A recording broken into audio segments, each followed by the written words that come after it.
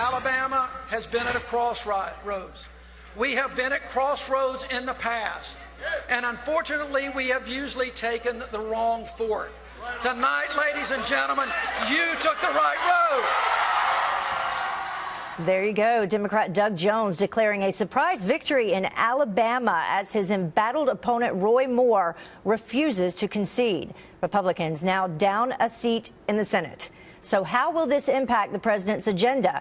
Here now to weigh in is political analyst with Media DC, Ron Meyer. Ron, thank you for joining us once again. We appreciate it. Good morning, Heather. So big night in Alabama. What does this mean for the Republican agenda? Let's begin there moving forward.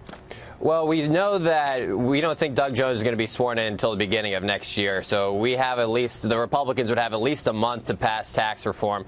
And so, but even if they don't, I think Doug Jones will be compelled to have to look at voting for these sorts of things. If you look at someone like a Manchin from West Virginia, a Heitkamp from North Dakota, they're really hurting themselves by not being bipartisan, by not voting with Republicans ever, especially on things like tax reform. And so he's basically, Doug Jones is a dead man walking in 2020 unless he works with Republicans. And so, in fact, the Trump agenda may not be dead. It's just he's going to, I think Doug Jones is actually going to have to work with the Trump agenda, with Republicans, in order to get anything done. And I think that's frankly a good thing to actually have some bipartisanship up here on the Hill. Well, Republicans could only lose 2 votes before. Now they can only lose 1. Is there one specific area that you think is more important for Jones to come on board than others? Well, I mean, there's some areas that make a lot of sense, like infrastructure. Jones ran on infrastructure, so Trump shouldn't lose a vote on the infrastructure bill that he's working on. When you look at issues like health care reform, Alabama is having terrible troubles with their health care system, and so there should be some room for some significant bipartisanship that still works with the Trump agenda, and Jones has to get on board, or he's not going to have any chance at 2020. And my only question is, does he just give up on 2020 and just be who he wants to be, which is a more left-of-center person than what he ran as? And what do you think this means for, like, the midterm elections moving forward? Because, as you know, the president tweeted, it never ends. There's another election coming soon. It never ends, but Republicans do have to learn a lesson. Yes, Roy Moore was a terribly flawed candidate. Yes, Republicans didn't show up because of his allegations, because of his other problems. But you also have to remember, Democrats, if you look at the turnout, were ultra energized. Places where in the highly Democratic areas turned out higher than ever before.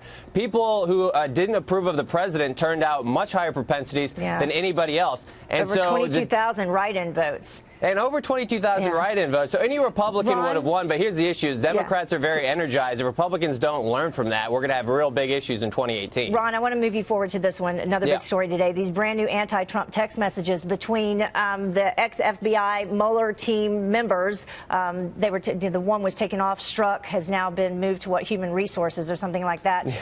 Obviously anti-Trump, to say the very least. Some of these we can't even share. We're showing some of the people at home some of those text messages. What do you think about this? It's really undermining people's belief in government and people's belief in the American system.